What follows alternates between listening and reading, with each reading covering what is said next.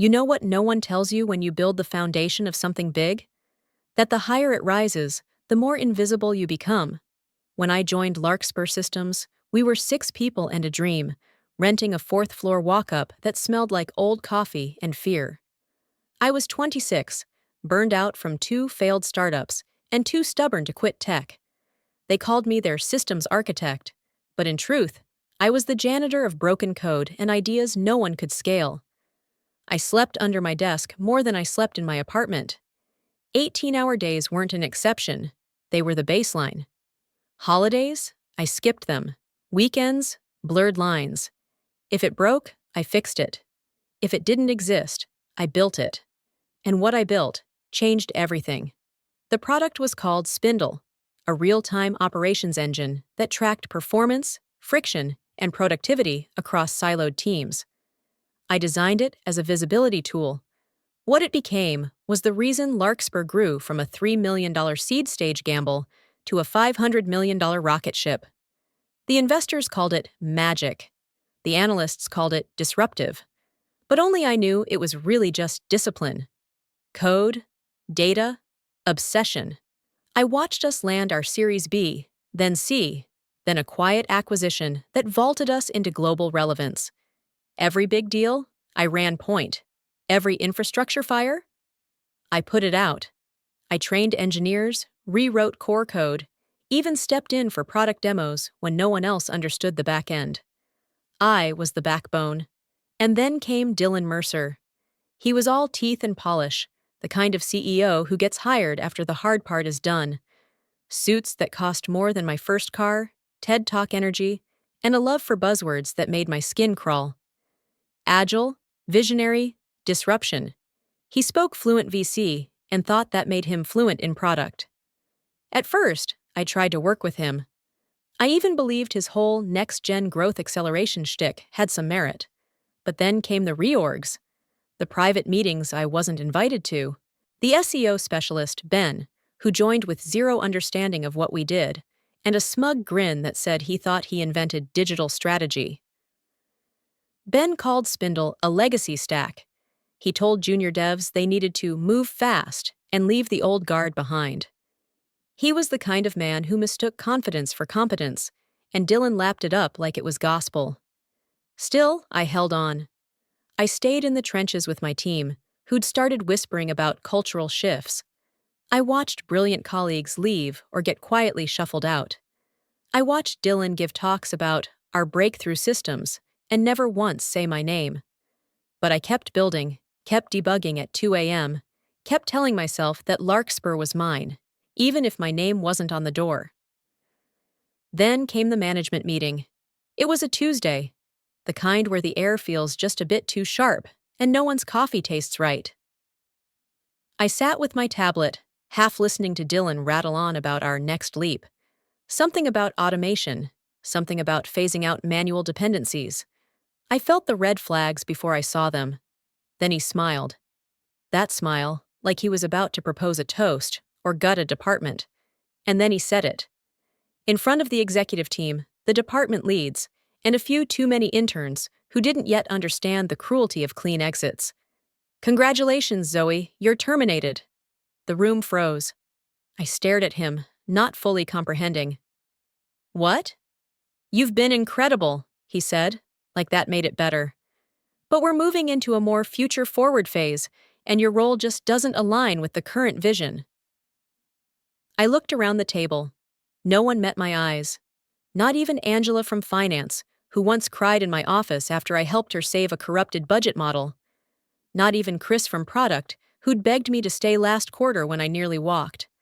My badge lay heavy in my blazer pocket. And that's when I said it. Calm, precise.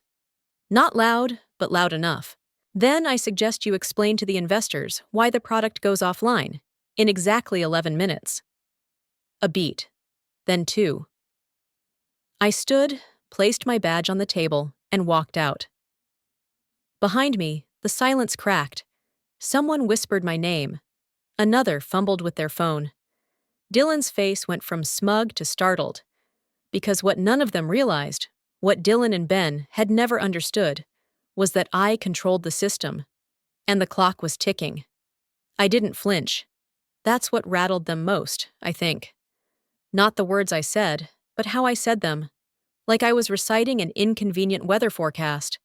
Then I suggest you explain to the investors, I repeated, sliding my badge across the polished conference table, why the product goes offline in exactly 11 minutes. The moment held, for a breath, then two, then it detonated. Dylan blinked, once, twice. His mouth opened, but no words came out, only a confused, faltering sound, like a man who'd just realized he'd stepped off a cliff and was now waiting for gravity to kick in. I stood, smoothed the front of my blazer, and turned toward the door. "Wait," Dylan finally said, his voice catching like a bad connection. I paused just long enough to glance back. "In 9 minutes," I said, eyes locked on his, "Spindle will enter lockdown. If my account was just deactivated, which I'm certain it was, considering your flair for HR drama, then you've got a ticking clock." Ben scoffed, pushing up his sleeves with performative urgency. "She's bluffing. That system is sandboxed. There's no way." "You should check the logs," I interrupted calmly. "But be quick. At the 7-minute mark, client-side analytics begin to time out. At 5, API bridges begin collapsing. And at 0? I tilted my head. "Well, you'll see." I walked out. No drama, no final plea, no looking back. Behind me, panic bloomed like a virus in a confined space. Chairs scraped, voices rose. Someone shouted for IT. Someone else, HR maybe, called after me with a nervous edge. "Zoe, please, let's talk about this." I didn't respond. The hallway felt longer than usual, brighter, almost surgical. I could hear my own footsteps against the tile, echoing back like applause. I passed the marketing bay, where my team once camped out during our first product sprint. The place where we stayed up for 72 hours straight, launching version 1 with borrowed servers and caffeine patches. Those desks were empty now, replaced with foosball tables and branded beanbags. Culture, they called it. I pressed the elevator button, and as I waited, I pulled out my phone. Not the company-issued one, which was already dead in my pocket. No, my own phone. The one tied to my backup account. The one still connected to Failsafe. Failsafe wasn't some hidden virus or tripwire. It was a protective measure, a dead man's switch embedded deep into Spindle's operational logic. I built it 2 years ago, during a weekend I spent at the office alone, watching the warning signs pile up. When Dylan took over, when layoffs began, when strategy stopped including the people doing the actual work, I started preparing. Failsafe had one rule. If Zoe Alvarez's system account is deleted and no override credential is entered within 10 minutes, Spindle locks down. And not just locked like a login screen. No. Locked like frozen infrastructure, revoked API keys, and a full halt of all active data visualizations across client dashboards. Because I knew, better than anyone, Spindle wasn't just our product. It was the company. The elevator doors opened. I stepped in, turned, and watched the chaos unfold through the glass walls of the executive floor as the doors began to close. Dylan was already on his phone. Ben was pacing. 2 members of legal were whispering furiously in the corner. Angela looked like she might cry. As the doors slid shut, I said softly, 8 minutes. Down I went. The elevator hummed. Somewhere above, people were scrambling to log in. But here's the thing. Spindle didn't just exist in the cloud. It lived in a web of logic only I fully understood. They thought they'd inherited a finished product. They hadn't. They'd inherited a live system, dependent on trust, continuity, and, most of all, me. At the lobby, the receptionist offered a forced smile. "Heading out early today, Zoe?" I nodded, taking the morning off. Outside, the air was crisp. The wind had that soft bite of late autumn. I tucked my coat tighter and started walking, slowly, toward the park 2 blocks down. Somewhere behind me, in glass-walled rooms filled with buzzwords and bad decisions, grown adults were scrambling like interns in a fire drill. I checked my phone again. 7:24. Campaign sync stalled 6:58. Dashboard latency. North America region. 6:31. Admin panel unreachable A ping from my backup server. A clean log. Failsafe had triggered exactly as designed. Not destructive, not malicious. Just pure silence. The kind that makes noise in all the wrong rooms. They had no idea how deep the dependencies ran. Spindle wasn't just a dashboard. It handled their email triggers, campaign logic, performance scoring, and more. It was the nervous system. And when the spine gets unplugged, the body doesn't thrash. It collapses. Somewhere, a junior engineer was probably staring at a command line, frantically Googling Spindle backdoor lockout. Good luck with that. The override sequence required physical two-factor authentication tied to a token I'd never issued. And the best part? This wasn't illegal. I hadn't breached a single NDA.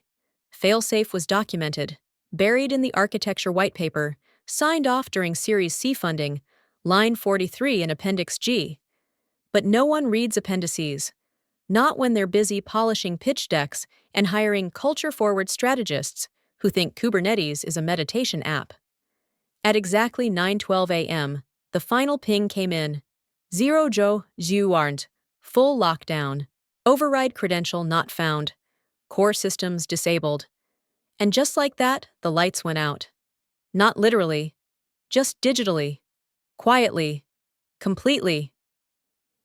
I sat on a park bench with my coffee and watched pigeons fight over crumbs. My phone buzzed with unknown numbers. I didn't answer. I wasn't being petty, I was being clear.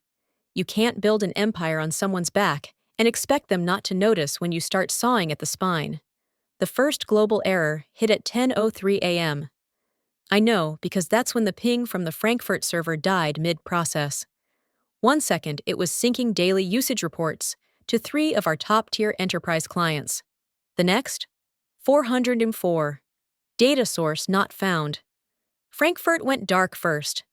Then came São Paulo. Then Sydney. Then New York, our home base, our crown jewel data center. All within 9 minutes. I was already home by then. Barefoot, sweatshirt on, hair in a messy knot I hadn't fixed since yesterday. My heels lay discarded in the hallway, and the badge they'd revoked sat on the kitchen counter, like a used ticket to a show that had just imploded. Outside, the city buzzed with normalcy. Inside my apartment? Stillness. I sat cross-legged on my couch and scrolled through the Thai menu on my delivery app like it was any other Wednesday. Tom yum soup, drunken noodles, extra basil, Thai iced tea, half sweet. The order pinged through, and I tossed my phone onto the cushion beside me. In the background, Netflix autoplayed the next episode of some cheesy detective drama I'd been binging. Season 3, Episode 2. I think the killer was the mayor's assistant. Or the mayor himself. Honestly, I wasn't paying attention. Because even as the show droned on and the smell of chili and lemongrass filled my apartment, I could feel it happening. Not hear it. Not see it. Feel it. The silence that follows a system crash isn't real silence. It's absence. It's hundreds of people shouting at screens.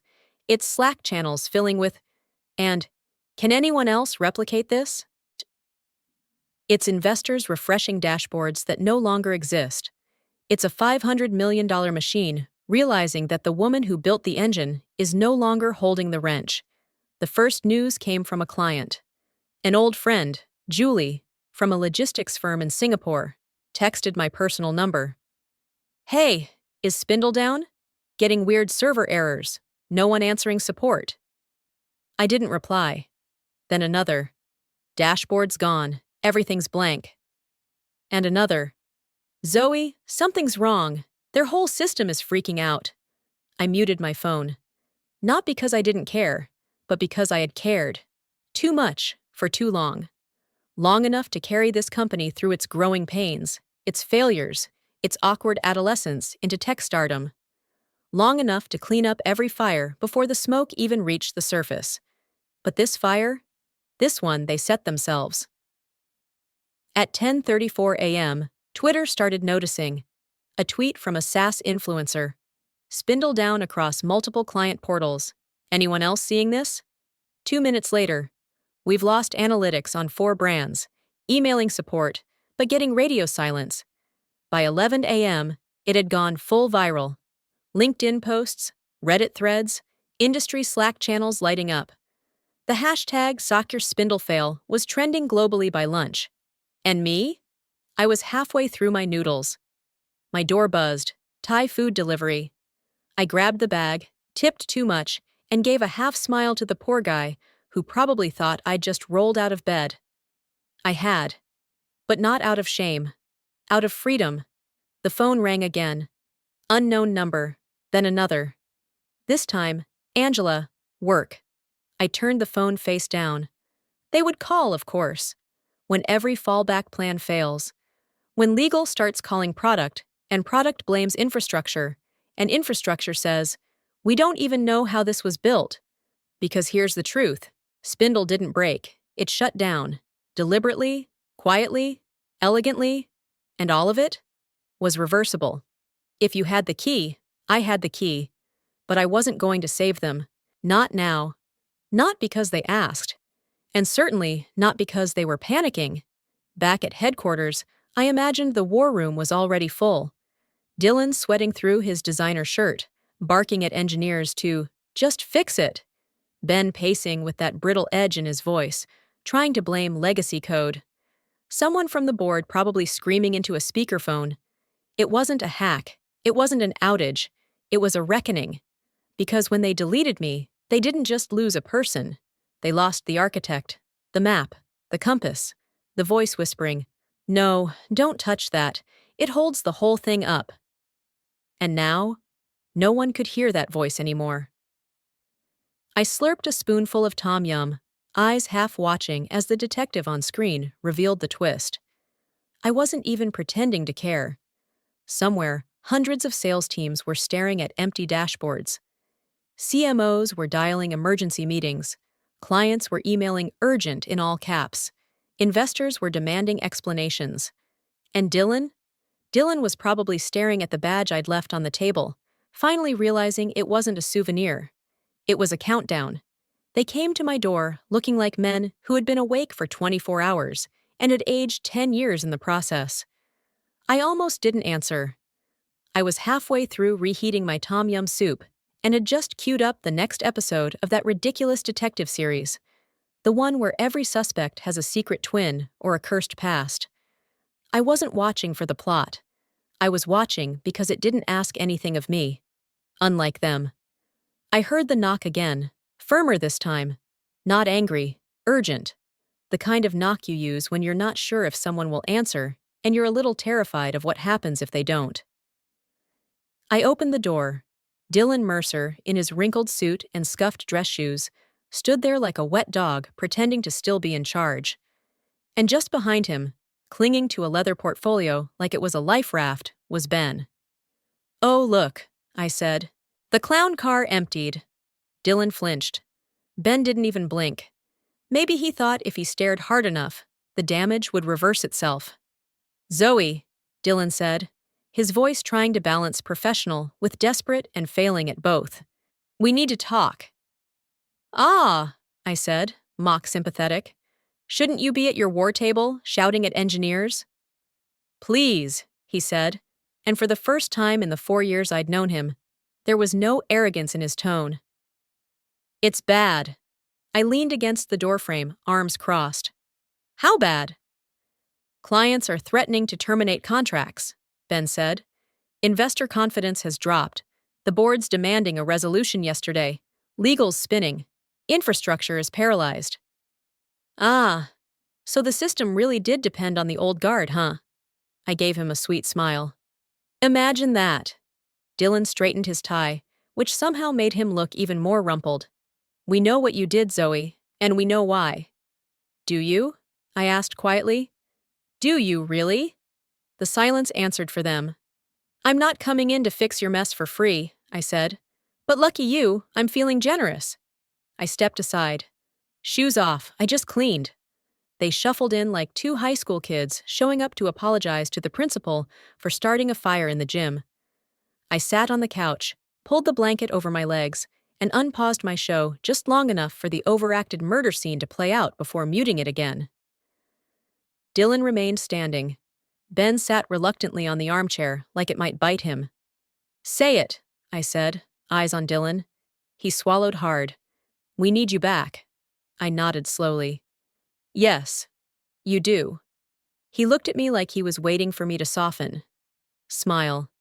Say, "Okay, let's fix this." But I didn't. I leaned forward, elbows on knees, voice steady. "You want Spindle back online. You want clients retained. You want the investors calmed, the board reassured, and your stock to stop bleeding." "Yes." "Then here are my terms." Ben shifted in his seat. Dylan stayed still, jaw clenched. 1. $15 million. Wire transfer. Immediate. No options, no bonuses, no equity fluff. I want cash. Ben let out an incredulous laugh. "That's absurd." "Is it?" I turned to him. "Do you know how much revenue Spindle generates per week? Do you even understand the architecture enough to estimate the cost of an hour offline?" He shut up. 2. I return as CTO. Not as strategic advisor. Not consulting architect. Not some neutered title you toss me so I can smile in your slides. Chief, Technology, Officer. I report directly to the board. You report to me. Dylan didn't even argue. He just nodded. 3, I continued. 50% ownership of Spindle. All intellectual property. All derivative modules. All forks and legacy systems. You can keep the brand. But the engine, the one I built with no funding, no recognition, no damn lunch breaks, that's mine. That's half the company's revenue stream, I finished for him. I know. You should have thought of that before you tried to erase me. Dylan exhaled. Ben looked like he'd swallowed his tongue. "And 4, I said, standing, walking slowly to the center of the room. "I want it on paper, in ink, signed and witnessed and published. I am the sole inventor and architect of Spindle. I want a press release. I want it in the board minutes. I want it on the company's goddamn Wikipedia page." "No problem," Dylan said. And to his credit, he didn't even hesitate. "And I want a public apology," I added. "From you." He froze. "What?" "In the next town hall, live streamed to the company and archived online. I want you to stand there and tell every employee, every intern, every smug 20-something you hired to replace me, exactly what happened, and who saved your ass. That's non-negotiable." Ben stood. "This is extortion." "No," I said, walking to the door and holding it open. "This is leverage. Yours burned in the fire. Mine survived." They didn't move. "Clock's ticking," I said. "Every minute Spindle stays offline, your valuation drops. Your credibility drops. Eventually, even the board will stop blaming engineers and start blaming the men who got rid of the only person keeping it alive." Dylan looked down, then back at me. "I'll need to confirm with the board," he said quietly. "Do that," I replied, stepping aside. "Just remember, if I walk away now, there's no round 2. They left. I locked the door, poured myself another iced tea, and sat back down. My phone buzzed with news alerts. Spindle offline for over 6 hours. Investors question leadership. Market watch. Larkspurs fall from grace. Downtime could cost company $27 per day, says analysts. I smiled, turned the volume back up, and watched the mayor's twin get arrested in a totally nonsensical twist. And then I waited, because I already knew the answer they'd give. The doorbell rang at 7:42 p.m. I didn't rush to answer. I already knew who it was. I'd ordered dessert, mango sticky rice, just to have something sweet on hand for the moment I'd been waiting for all day. I set the bowl down gently, wiped my hands on a napkin, and strolled to the door. When I opened it, Dylan Mercer stood there alone. Gone was the frantic edge from earlier. This Dylan had sharpened in the hours since, but he wasn't any stronger, just angrier. His eyes were bloodshot, his tie gone, the top 2 buttons of his shirt undone. His jacket hung in his hand like it had been dragged behind him.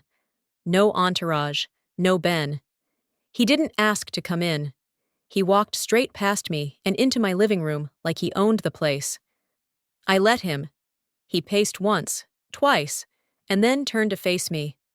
I've spent the last 7 hours talking to lawyers, board members, panicked clients, journalists. Hell, even a federal compliance officer.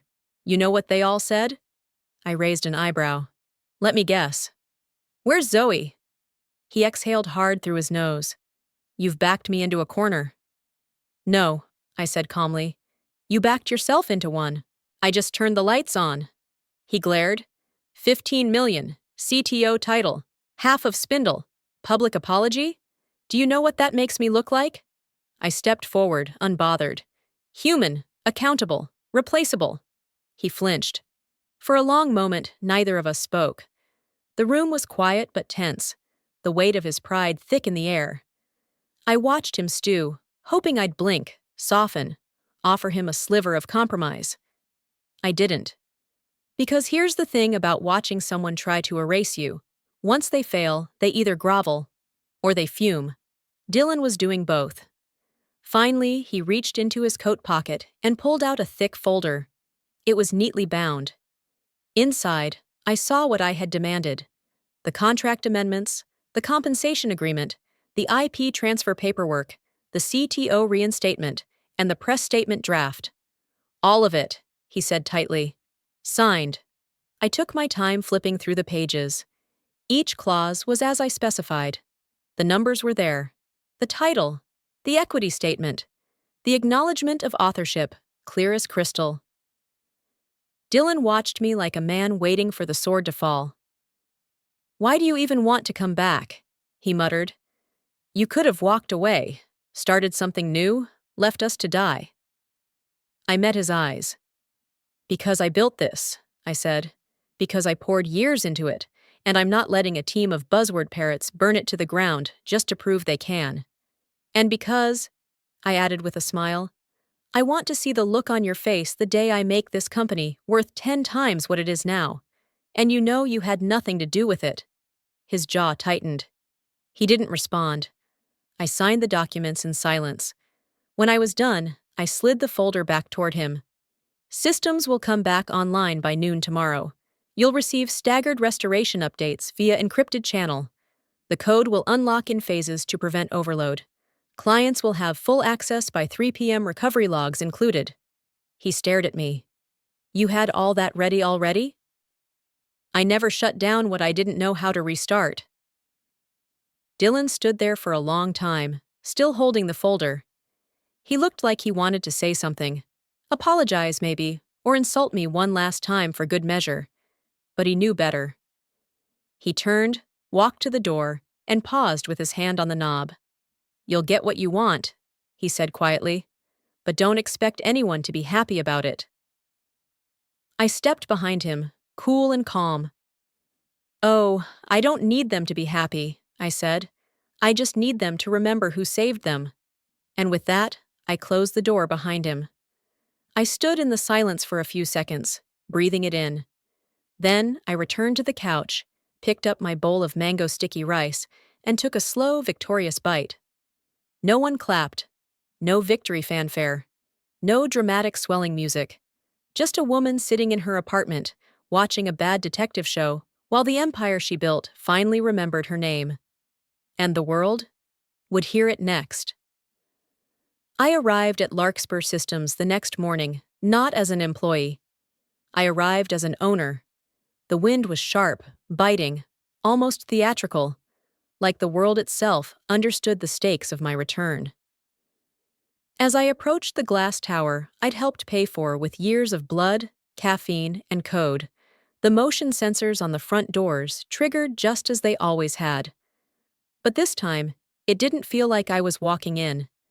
It felt like I was arriving. Inside, silence followed me like a rumor. The receptionist straightened instinctively, eyes wide. I didn't stop to sign in. My badge, newly minted and gleaming, flashed silver against my coat. Zoe Alvarez, CTO. Board of Directors. The elevator ride was smooth, silent, almost reverent. I watched the city shrink in the reflection, but my mind was already floors ahead, calculating every move, every word, every name on my mental list of those who cheered when I was cast out. When the doors opened on the executive floor, the atmosphere changed. People stopped talking. Heads turned. A junior product manager dropped her pen. The girl from finance, who once said behind my back that I was just a technical lead with a chip on her shoulder, wouldn't meet my eyes. Even the engineering interns, the ones Ben brought in from that startup incubator, stood awkwardly beside the snack bar, their laughter dissolving like sugar in water. Respect, fear, guilt, all of it thick in the air. I didn't return anyone's stares. I didn't need to. My presence was already rewriting the power structure. At the end of the hall stood the same glass conference room where Dylan had so gleefully announced my termination. Now it was filled with the same faces. But this time, no one looked smug. Ben sat slouched at the far end, fiddling with his smartwatch like he could escape into it. Marketing heads, engineering managers, legal, finance, investor relations. They were all there. Every one of them pretending they hadn't been complicit, pretending they hadn't looked away. And at the center, stiff-backed and staring down a folder, like it might come to life and strangle him, sat Dylan Mercer. He didn't stand when I walked in. No one did. I took my place at the head of the table. My place, now officially and legally mine, rested my hands lightly on the lacquered wood and let the silence bloom. "Let's begin," I said. Chairs creaked, pages shifted. Someone coughed too loud. "My name is Zoe Alvarez," I continued, scanning the room. "As of yesterday, I have been reinstated as Chief Technology Officer of Larkspur Systems. I also now serve on the board of directors." A ripple of nervous glances spread. I've called this session not to revisit the events of yesterday, but to clarify why they happened, and more importantly, how they could have happened. I clicked the remote in my hand. The wall behind me lit up. Slide 1. A chart. Spindle. Admin access attempts. Last 90 days. You're looking at every privileged access request over the past 3 months, including 62 attempts to override or suppress the failsafe system. Slide 2. A timeline of system anomalies. Each of these events correlates with performance instability, silent errors, broken handshakes between microservices. Most were caught and patched, some weren't. Slide 3. An access log. And they all trace back to a single user. Click. User. D. Mercer Larkspur, DIO. Role, CEO. Superadmin. Location, HQ. Executive device, NARPR03. Timestamp, 3:12 a.m., 4 days before the failsafe trigger. I turned to face Dylan. His face had gone pale, jaw tight. "You accessed the system late at night," I said. "Alone. You attempted to disable the modules that monitored structural health. You rewrote logs. And then, when I asked for a meeting to discuss system fragility, you fired me." Dylan opened his mouth, but nothing came out. Click. A photo appeared on the screen. A still from a security camera. Dylan, hunched over a keyboard in the dev lab, inputting code. I let the room breathe in the weight of that image. "You didn't understand the system," I said. "You didn't trust it. Worse, you didn't trust the person who built it. So you tried to erase both." "I was investigating a vulnerability," Dylan said finally, voice hoarse. "By deleting monitoring functions? By accessing servers alone at 3 a.m? By firing your most senior engineer days before launch?" Ben stood suddenly. "You have no right to accuse—" "Sit down," I said. He did. I turned back to the boardroom. Larkspur Systems almost lost everything. Spindle isn't a UI. It isn't a dashboard. It is a living, evolving system with dependencies across every major function of this company. And for the past 3 months, its architect was being methodically pushed out by a leadership model that prioritized ego over integrity. The silence was suffocating. Then I dropped the final slide. Recommendation: full internal audit of executive decision-making. Initiated immediately. "I've launched a systems-wide audit," I said. "Every override, every manipulation, Every performance drop correlated with C-suite interference will be cataloged. This audit is supported by my position on the board and will be reviewed by an external third-party firm. I turned to Dylan one last time. And once that's complete, I will recommend the appropriate course of action, including, if necessary, executive removal under breach of fiduciary duty.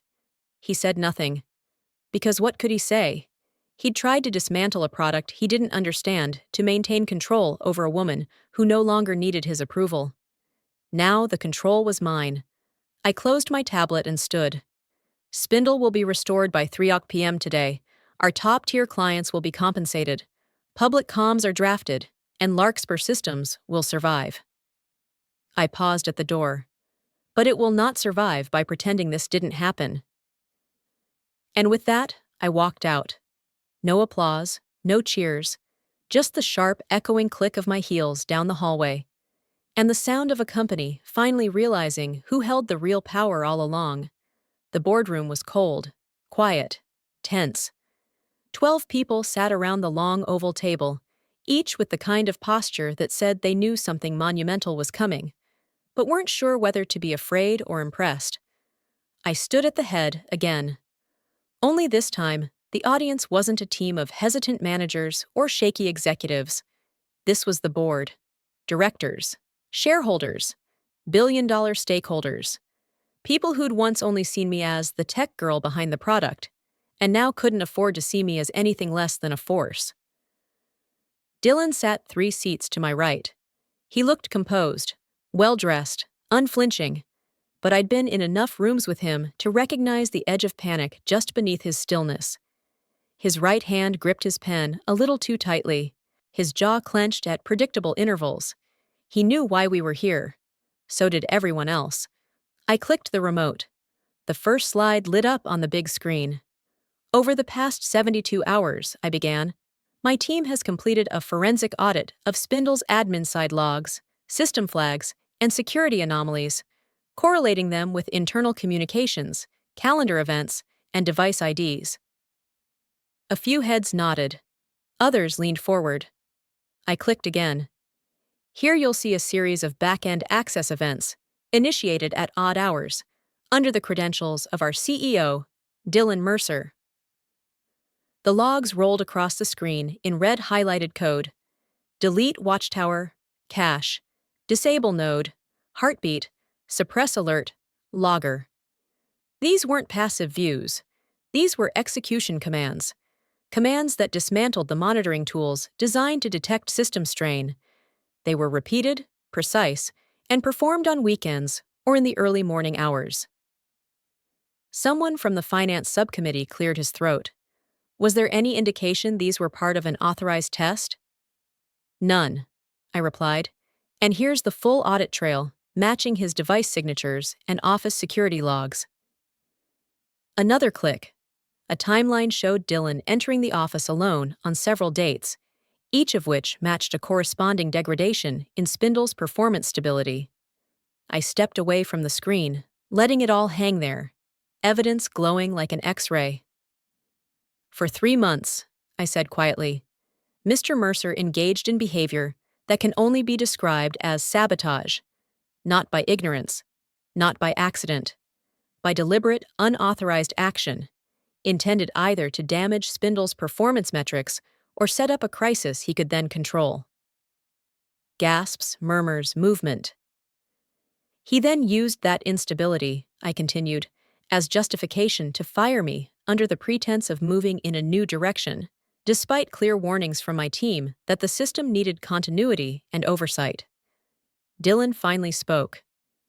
This is a mischaracterization, he said sharply. Those actions were exploratory. I was trying to understand weak points in our infrastructure. I didn't destroy anything.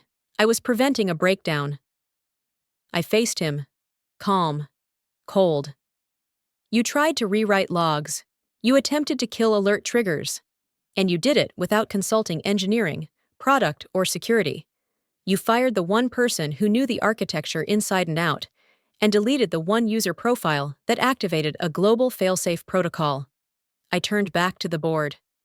You almost brought down a $500 million company, and I believe you did it to consolidate control.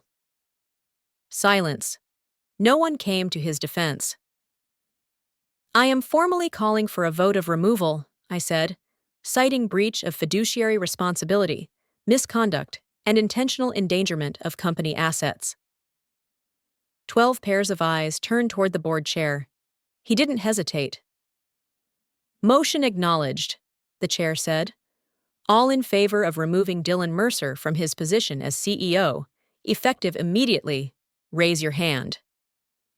One by one, hands rose. First the CFO, then the head of product, then the 3 venture representatives, the legal liaison, the investor proxy, even the reluctant compliance guy who never spoke in meetings. 12 out of 12. Dylan's eyes flickered, but he didn't move. The chair cleared his throat. Motion carried. Mr. Mercer, you are hereby dismissed, effective immediately. The HR director and a security liaison approached from the door.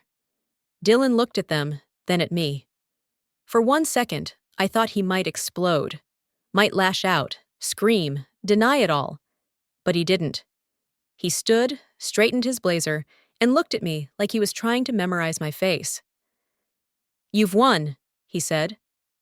No, I replied softly. I survived. You just lost. And with that, he walked out. No applause, no grand reaction, just the sound of a man being escorted through the doors of a kingdom he tried to control, only to find out the walls had always belonged to someone else. I turned back to the board. We'll begin CEO replacement discussions immediately, I said. Until then, I'll serve as interim executive lead, alongside my role as CTO. My priority is restoring client trust and stabilizing the product. Everyone nodded. But even as I resumed the meeting, laying out next steps and contingency patches, one thing was clear. The room had changed. I wasn't in power anymore. I was power. The company was breathing again, but barely. I didn't rest. I couldn't. In the days following Dylan's removal, I did what I'd always done when chaos swirled. I buried myself in the code. No press, no interviews, no post-firing victory lap. Just me and the system I'd spent years building, tending to it like a wounded animal, rebuilding, stabilizing, verifying every log, every dependency, every heartbeat. By day, I coordinated emergency syncs with our highest-tier clients, rebuilt trust with enterprise partners, and fought fires in departments that had never known structure without someone like me watching over their codebase. By night, I combed through system logs and security reports, hunting for every leftover infection Dylan's reckless tinkering had buried inside the architecture. I didn't trust anyone else to fix it, not after what had happened. The team was cautious around me at first. Even those who had championed me from the beginning seemed unsure how to behave now that I wasn't just back. I was at the top. They looked at me like I was both their savior and their judge. And in a way, I was. The servers, at least, welcomed me home. Spindle's systems were stabilizing. Automated reporting reconnected with client dashboards. Data began flowing cleanly. A few of our more loyal clients sent thank you notes. Some wired bonuses. One, an analytics firm from the Netherlands, called me the firewall in a world full of backdoors. I laughed harder at that than I should have. But beneath the surface, something buzzed. It wasn't anything you could quantify. Not yet. Just a pattern, a hum, an itch in the system, a few logins from countries we didn't serve. A batch of pings that looked like ghost packets, here, then gone. Our system hadn't been breached, but it felt like someone was knocking, watching, measuring the walls for cracks. I flagged it, monitored it, put up tighter blocks. And then I got the call. It came late. I was still at the office, surrounded by 3 empty coffee cups and a tangle of open tabs. The number was unfamiliar, unlisted. The country code was one I didn't recognize. It didn't even register as spam. I almost let it go to voicemail, but my gut said, pick up. Zoe Alvarez, I answered, cautious. The voice was unlike anything I'd heard. Deep, slow, filtered through some kind of modulator. Calm, not robotic, controlled. You've stabilized your system. Impressive. I straightened. Who is this? We watched your rebuild. Flawless under pressure. The architecture you built is rare. Valuable. Pause. We want it. My fingers curled tightly around my phone. Who is we? That's not important. What matters is what comes next. You'll receive a formal offer, licensing rights, full infrastructure transfer. You maintain a stake, symbolic of course, but you step back. A beat. Do this, and you walk away with 9 figures. Clean, global reach, legacy preserved. And if I say no? You've already said no. Silence. Then why are you calling? To warn you, if you don't step away, the system will be removed from your control, by other means. The line went dead. No name, no trace. For a full minute, I didn't move. I just stared at the phone, the call history displaying nothing but unknown contact. A number that didn't exist anymore. I didn't call anyone. Instead, I went back to my terminal and triple-checked every log, every login, every session identifier I'd seen in the last 72 hours. I activated every silent alert protocol I'd built back in the early days, ones not even our current engineers knew existed. And I waited. The next morning, it began. At first, just background noise. A few weird login attempts, mostly from VPN-masked locations. Eastern Europe, West Africa. Then the service monitors started flagging anomalies. Not big things, just slight disruptions. Lag spikes, dropped data packets, buried code that no one had touched in months suddenly stuttering to life. By the end of the day, our Singapore cluster crashed. Then Sydney, then New York. It wasn't a power failure, it wasn't bad luck. It was a targeted assault. Whoever they weren't probing anymore. They were attacking. A full-scale, coordinated digital strike against every vulnerable port Spindle had ever opened. Old dev servers, beta environments we hadn't touched in years, legacy endpoints hidden in old marketing pages. It was brilliant, ruthless, surgical, and it was just the beginning. At 1:17 a.m., our internal alert system triggered an escalation I'd only ever seen once before. Years ago, in a test sim. System breach likely, countermeasures required. My lead security engineer called, voice shaking. They've breached a dormant mirror in the EMEA region, he said. We shut it down, but Zoe, whoever this is, they're not random. They know the structure. They know what to look for. I stared at the wall of error codes filling my screen. They weren't here for data. They weren't here to destroy Spindle. They were trying to take it. And I had no idea who they were, or how far inside they already were. By day 4 of the cyber attack, I was running on fumes and espresso. I hadn't left the office in 96 hours. The war room had turned into a bunker.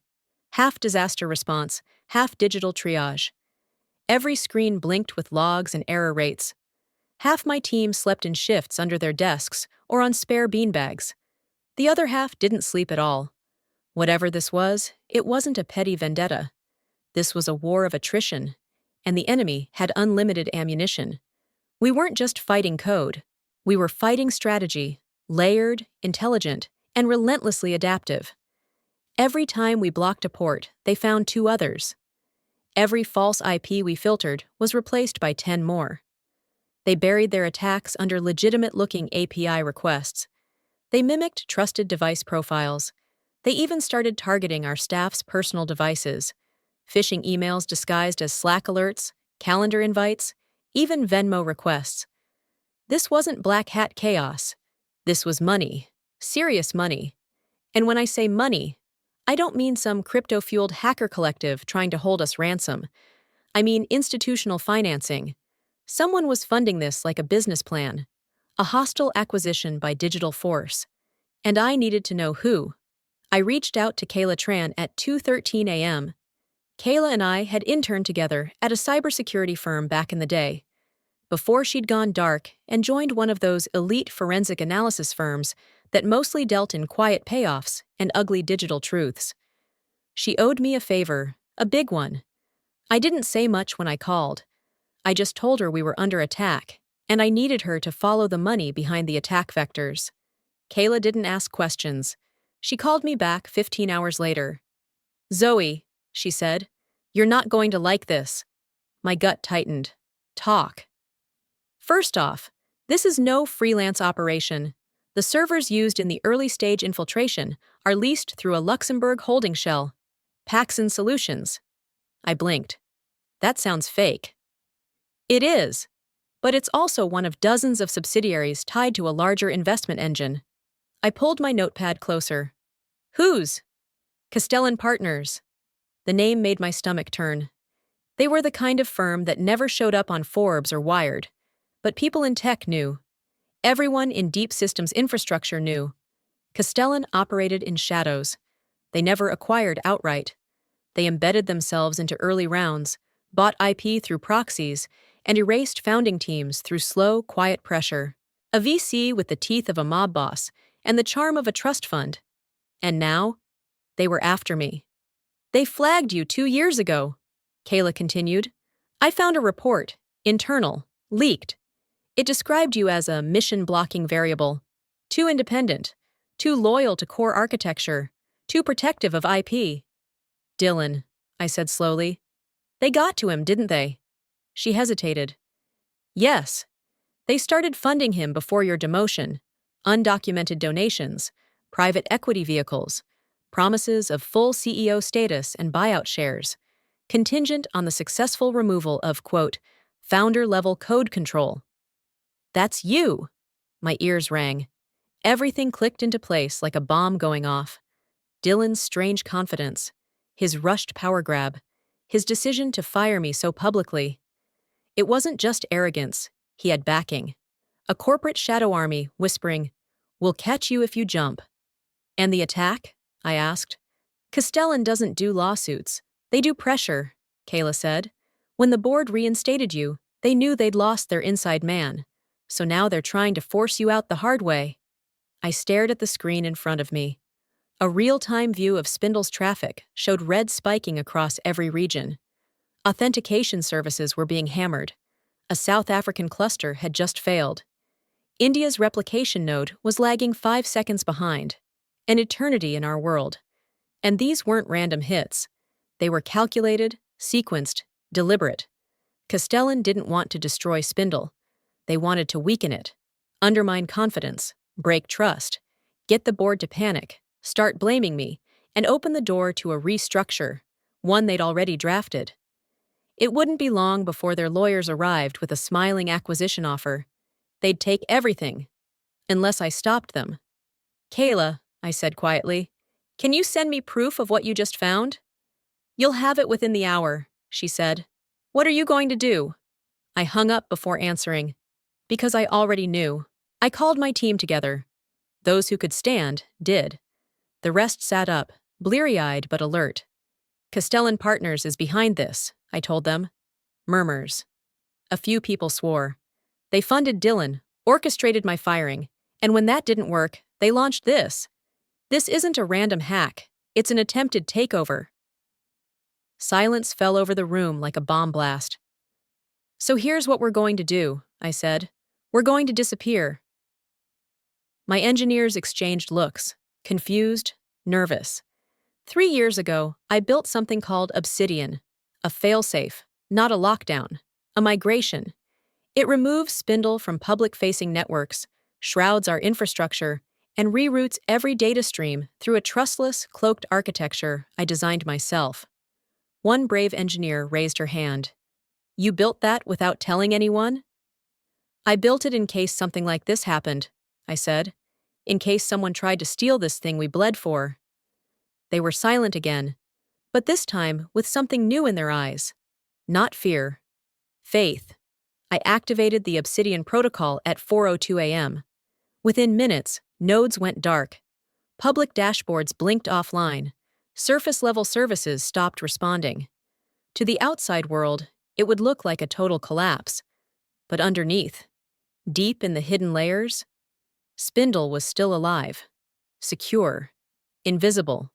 When the Obsidian protocol went live, Spindle became a ghost. To the outside world, we'd disappeared, vanished in a puff of digital smoke.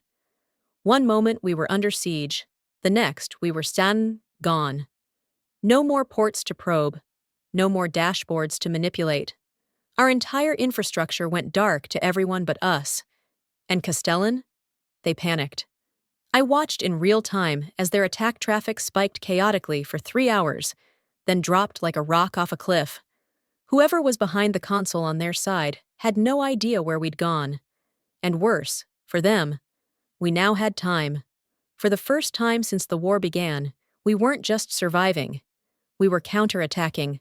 I activated a deep system analysis protocol, one I'd written years ago during a bout of insomnia. Back then, I didn't think I'd ever need it. But something told me to keep it. It was called Veil Tracer. Veil Tracer was built to do one thing: follow ghosts.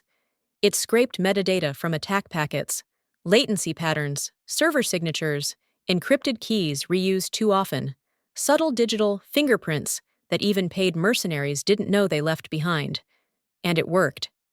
Over the next 36 hours, we traced dozens of connections to obscure financial institutions, front companies, and regional data centers, all tied, indirectly, to Castellan partners. Kayla confirmed it from her end, too. She even cracked a few corporate emails tied to one of their investment analysts, which directly referenced spindle destabilization and forced founder extraction. They didn't just fund the attack, they had planned it, months in advance, maybe years. Everything clicked into place. Dylan hadn't been a fool, he was a pawn. An ambitious, underqualified pawn who thought Castellan's money and influence would make him unstoppable. They'd promised him the throne after I was gone. Control, power, exit packages. He just didn't realize I'd built the damn castle with a failsafe underneath the floorboards. At 2:03 a.m., with the full trace complete, I made 3 copies of the dossier. The first went straight to the FBI, Cybercrime Division. I encrypted it 6 layers deep and attached a direct statement outlining Castellan's infrastructure, shell corporations, and international violations. The second went to the SEC, detailing investor manipulation, attempted hostile acquisition through illegal means, and Dylan's financial connection to Castellan, backed by 3 different funds under different names. And the third? That went to the media, but not just anyone. I sent it to every single journalist who had ever doubted me, every editor who passed on Spindle when we launched it, every startup columnist who called Dylan visionary while I coded 12 hours a day in silence. The subject line read, "Spindle sabotage, full proof of corporate cyber war, from the founder herself." And then, I waited. Not long. By sunrise, my inbox was melting. News broke in waves. Exclusive. Billion-dollar firm caught in cyber attack scandal against rising tech giant. Bloomberg. Private equity, public shame. How Castellan tried to steal a product built by one woman. Wired. CTO turned heroin outsmarts attack. Hands over files to feds. TechCrunch. CNN covered it by lunch. The New York Times by dinner. Hashtags exploded across social media. Spindle Shield. Zoe. The architect. Digital David vs. Goliath. My name trended for 5 days straight. Investors turned on Castellan like wolves. Clients pulled out of their platforms. 3 of their subsidiaries filed for emergency audits. And by the end of the week, 2 of their senior execs were subpoenaed. Dylan Mercer? Gone. Scrubbed. His LinkedIn deactivated. Whispers of a sealed deposition leaked from an insider, but no one had seen him. I didn't need to. He was already irrelevant. The world finally saw what I'd always known. I had never been the side character in this story. But the best part wasn't the headlines. It was the moment I stood in front of my team, all of us huddled in the war room turned sanctuary, and I told them, we did it. No press, no cameras, just exhausted smiles, clapping hands, and a quiet round of pizza delivered without ceremony. Some of them cried. So did I. We hadn't just saved a company. We had reclaimed it. The board unanimously voted to make me CEO the following week. They didn't ask. They offered. I accepted, but only under one condition, that Spindle remain employee-owned, with profit sharing locked into the bylaws. No more shadow money. No more ghosts behind the glass. Just builders. I retained full control of the spindle product line. My technical team expanded. Obsidian was integrated permanently, and I created a new internal division, Veal Tracer, a cyber defense branch dedicated to protecting IP from exactly the kind of theft we just endured. And as for me, I finally took a day off. I sat in my apartment, Thai food on my lap, feet on the coffee table, and watched reruns of a terrible detective show I used to fall asleep to. No alerts, no breach attempts, just peace. And I smiled. Because I hadn't just proven that Spindle was strong. I proved I was. Build it, guard it, bleed for it. And if they ever try to steal it, make sure they never forget whose hands made it possible. Zoe Alvarez, Architect.